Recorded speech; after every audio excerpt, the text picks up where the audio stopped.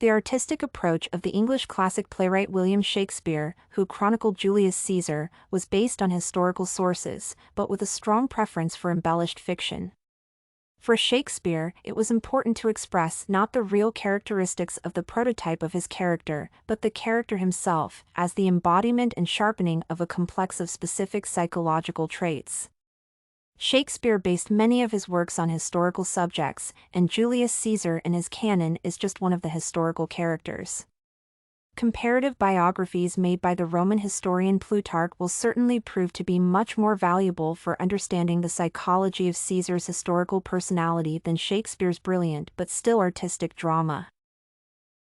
Plutarch based his biographies on the compilation and organization of several historical sources.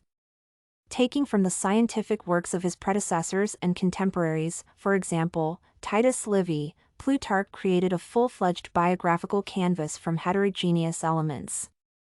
Caesar's life is an influential biographical story full of dramatic twists and turns and deep symbolism. Plutarch's work, which is chronologically close to the dates of Caesar's life, is probably capable of allowing the closest approach to the historical personality of Caesar. Written nearly a century after his death, it originated in a historical setting that Caesar himself directly influenced and shaped. The historical proximity of the author of the biography to the era of Caesar's life allows us to get closer to the actual characteristics of his personality with good and bad manifestations. The biography of Caesar is the story of a slow and steady ascent to the top of the bureaucratic political structure of the Roman Empire. In his youth, Caesar was captured by pirates and spent several months in captivity. However, Plutarch describes his stay as a manifestation of his outstanding spirit. Caesar pushed around pirates, joked with them, recited poetry to them, as he was also an outstanding writer and orator. Caesar presided over the court and then was elected pontiff for life, that is, the great priest. Caesar became famous for fighting conservative senators, emphasizing the exhaustion and crisis of the idea of republican rule. After founding a triumvirate with other influential politicians, Caesar unleashed a civil war, as a result of which he defeated the troops of his political opponents. The prolonged war was caused by the collapse of the triumvirate and the need to oust Caesar's main adversary, Pompey, and suppress continued waves of resistance. Caesar concentrated in his hands not only the powers of the consul, but also appropriated the title of commander-emperor. Caesar's government was accompanied by reforms in all spheres of public life.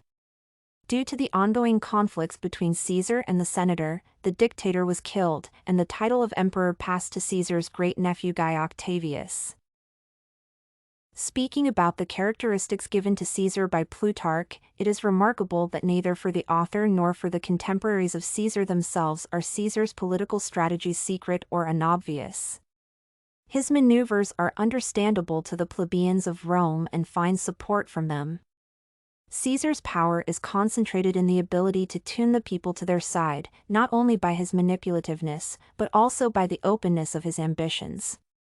Caesar is vain, but he bases his fame on it. Caesar is an extremely contradictory character, since on the one hand, he is a tyrant who seized power, on the other a brave reformer and an incredibly gifted person. Caesar was mercilessly cruel to his rivals and oppressors, but he is also described as a merciful emperor. Reforms aimed at democratizing the estate system in Rome and replenishing the aristocracy can be considered as improving the depleted civil apparatus. Caesar introduced laws in an effort to maintain a balance in domestic and foreign policy and to fill the crisis zones in the structure of the Roman state.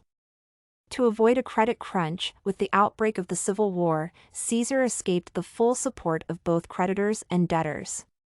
Financial regulations were enforced by Caesar through anti-luxury laws. Caesar enjoyed strong support from the people in the provinces, giving them civil rights comparable to the legal status of the Romans. It makes sense to perceive Caesar's actions as diplomatic, performed by a subtle psychologist who knows collective social impulses and knows how to interact with them. One of the main characteristics of Caesar as described by Plutarch is vanity.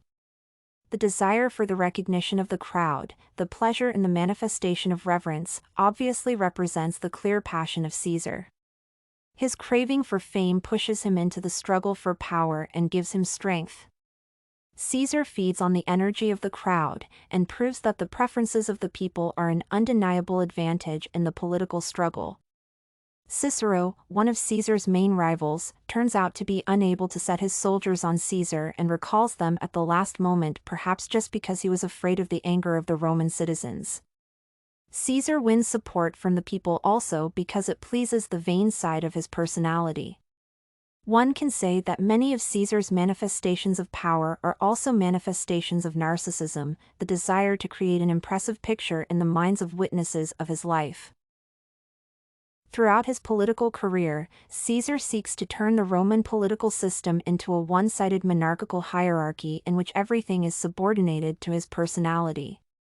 The cult of personality accompanies the later activities of Caesar, who proclaimed himself emperor for life and was the first to mince his name on a gold coin. According to the characteristics of Plutarch, it is noticeable, first of all, that Caesar stands out from other patricians and demonstrates this, receiving strong support from a large number of plebeians. Caesar's alliances with various partners are also key to Caesar's successful ascent. Caesar was a brave man, extremely purposeful and diplomatic. However, it is difficult to say whether these characteristics are synonymous with a good personality. Plutarch describes both examples of Caesar's mercy and exceptional cruelty. His biography is filled with numerous executions. Caesar's statement, "Oh, Cato, I hate your death, because you hated to accept salvation from me," speaks of him as a power-hungry personality striving for recognition. His pamphlet, Anticaton, written after the suicide of his proud rival, only proves this characterization. Historical leaders and politicians are more likely to be judged as talented or talentless. Caesar's democratic reforms give reason to think of him as a good person, but the tyrannical constraint of power does not give full right to assert this. Thus, it is difficult to base a judgment of a political personality even on realistic and factual conclusions. Ancient authors emphasize the dynamism of Caesar's personality and thinking, his exceptional strategic abilities. However, it is obvious that Caesar's talents do not automatically equal his positive qualities as a person. Everything you need for studies, essay samples, writing tools, and tips, you can find at studycorgi.com.